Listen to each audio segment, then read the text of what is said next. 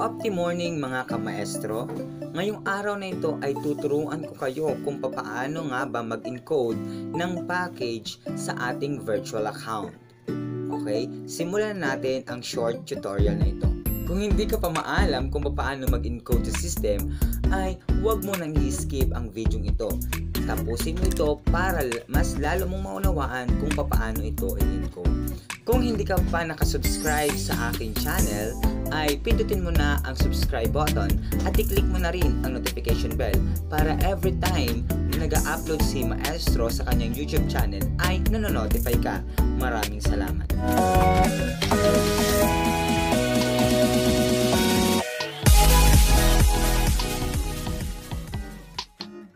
Ngayon ay turuan ko na kayo kung paano mag-encode ng silver, gold, platinum, mobile status sa system ng OneOpti. Una, pumunta tayo sa Google Chrome. Pindutin natin sa Google Chrome ang new tab. I-type lang natin sa search web address ang www.oneoptimumlifestyles.com. Hintayin nating i-process ng Chrome ang ating website. So at dahil nakapasok na tayo sa system ng OneOpti Marketing, pipindutin natin ngayon ang tatlong guhit na to. Okay? And then i-click ninyo ang sign in. At dahil na-process na ni system ang ating OneOptimum Organics na dashboard, ilalagay natin ngayon ang username ng ating partners. I-example ko na lang ang aking kapatid na si Ate Jane. Okay? And then ilalagay natin ang kanyang password para makapasok tayo doon. Pindutin natin mga kamestro yung CAPTCHA or I'm not a robot. Kapag kasi kayo, ang gamit ninyo ay laptop, may i-click kayo doon kung ano yung pinapagawa or game ni CAPTCHA. At dahil Android po ang aking gamit, automatic, hindi na po ako pinapagawa ng game ni CAPTCHA. Okay? And then after na ma-check yan na you are not a robot, mag-login na lang po kayo. Pindutin nyo yung login.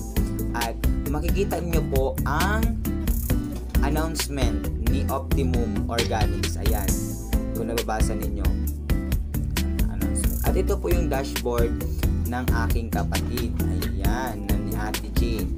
Okay? So ang gagawin ko po dyan para makita ng lahat is i-desktop side ko po. Dinestop ko po siya at ito po ang inyong makikita sa desktop. Ayan.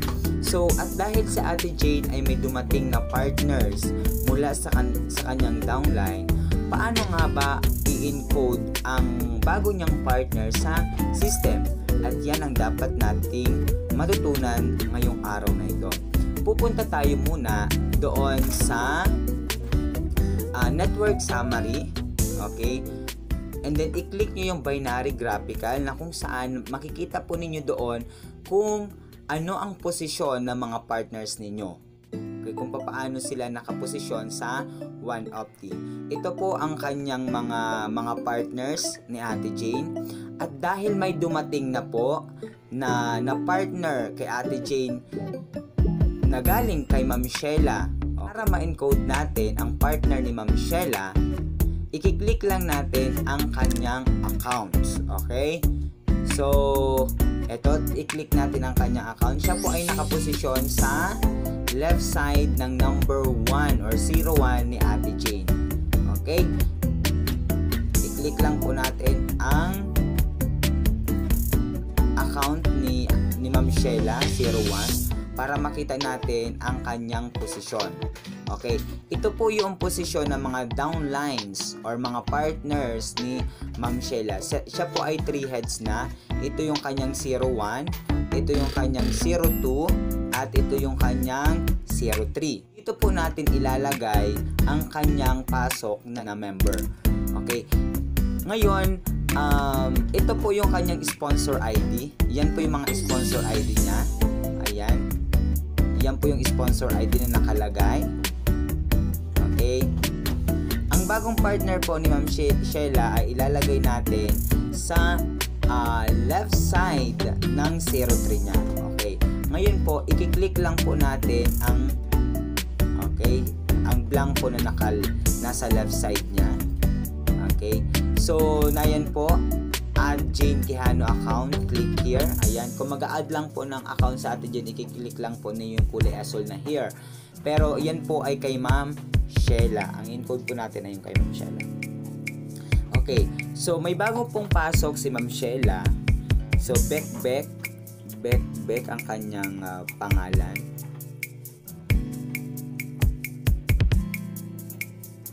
Okay, Beck C ang ilalagay nating username niya. Nalagyan natin ng password. I-fill out po natin ang information ng kanyang bagong partner. So ang pangalan niya po ay Cecil. Okay, Cecil. So wala po siyang middle name na ibinigay. So kailangan po nating lagyan yan kahit dot para matanggap lang po ni system, kasi kapag walang laman yun po ay hindi po tatanggapin. So Beck ang kanyang last name, Beck Cecil Beck. So pinanganak siya po noong August.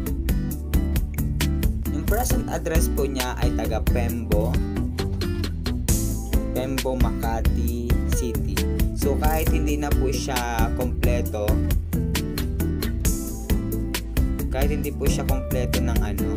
ng address, Pembo, Makati City. So mobile number niya, ilalagay po natin yung mobile number niya. At dahil wala pong binigay siya na email address, kailangan din po natin na magbigay ng email address kay system para tanggapin. So dahil ako po ang nag-encode, yung Gmail ko na lang po ang ilalagay. Mapapansin niyo ka maestro, itong nasa taas, yan, ito po ay yung sponsor ID niya. Sino yung nagpasali kay Ma'am Cecil? Yun po ang ilalagay natin sa kanya.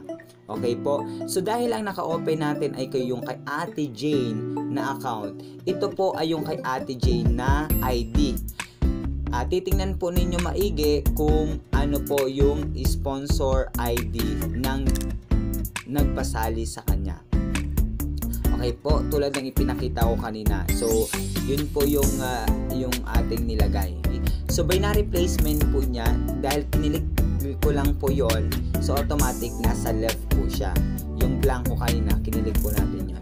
Dahil si Ma'am Cecil ay silver lang, ayan, silver lang po ang nakalagay dyan ni Ma'am Cecil.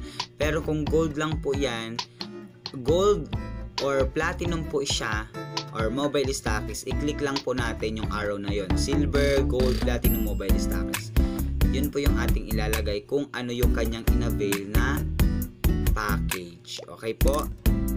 Okay, sa pin 1 at pin 2, ito po yung kapag bumili tayo ng package, kung anong package yan, kung silver, gold, platinum, mobile status, or ano man yan na package. So, kapag bumili kayo sa mega centers or sa office ng package, may bibigay po sa inyong code para doon sa package na yon. Okay, yung una po ay yung unang number doon ay pin 1 at yung last na number doon ay pin 2. So ilalagay po natin ang pin 1 ni Ma'am Cecil, SP7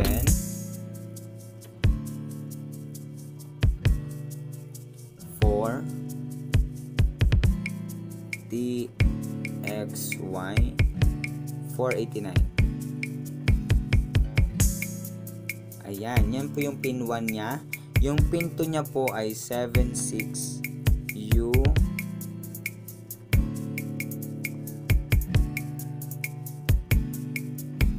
Ayan. Ulitin po natin yung kanyang information kasi pag nagkamali po ito, ako po ang magbabayad niyan. So, ayan po, na-fill out na natin ang information ni Ma'am Beck. Ayan, na-fill out na natin yan. So, pindutin lang po natin yung CAPTCHA. Ayan. I'm not a robot again. Pindutin po natin yan at intayin lang po natin na pumasok or i-check ni CAPTCHA. And then, I agree with term and condition, register account. Okay, registered account na natin at may makikita po tayo dyan na response ni system. Antayin lang po natin. Yan. Sponsor name, tulad ng sinabi ko, si Sheila Disolok ang kanyang sponsor. Yan Ayan, placement name ay si Sheila Di Solok din. Ayan. I-check lang po natin yung okay. At antayin lang po natin, kindly wait while we process your registration. So, antayin natin na i-welcome si Ma'am Bekbek ng ating system. So, para malaman natin kung nakapasok na nga ba si Ma'am Cecil, pupunta tayo ngayon doon sa network summary. Ayan, network summary. Click binary graphical, yung position ni Ma'am Cecil kung nakapasok na nga ba. Kasi hindi tayo winelcome ni Opti. So, ganun talaga kapag nagre-reconnect sa internet, medyo matagal talaga. So, ayan. So, i-open natin. Kung nakikita ninyo, ayun siya, oh. Yan, para makita natin yung mga partners ni Ma'am Sheila. Tingnan natin ngayon yung mga member niya sa ilalim. Okay? Para sabihin na ano talaga. Tingnan natin yung member niya sa ilalim. Ayan. So, kung mga kamaestro, kung makikita ninyo, andito na. Ayan. So, kanina wala yan dito. So, ibig sabihin, nakapasok na si Ma'am Cecil sa ating one of the, hindi lang tayo winelcome, medyo matagal, nag-antay ako ng isang oras dahil nagre-reconnect ako. So, ayun na guys, ang pag-encode ng ating package sa OneOpti. Okay? Sana marami kayo natutunan. At bago mag-end ang ating video, sana ay nakasubscribe kayo sa aking YouTube channel para sa more information about kay Opti. Thank you mga kamaestro. Ayan, ilag-out na natin. Hanggang sa muli mga kamaestro, salamat sa pagtutok sa akin.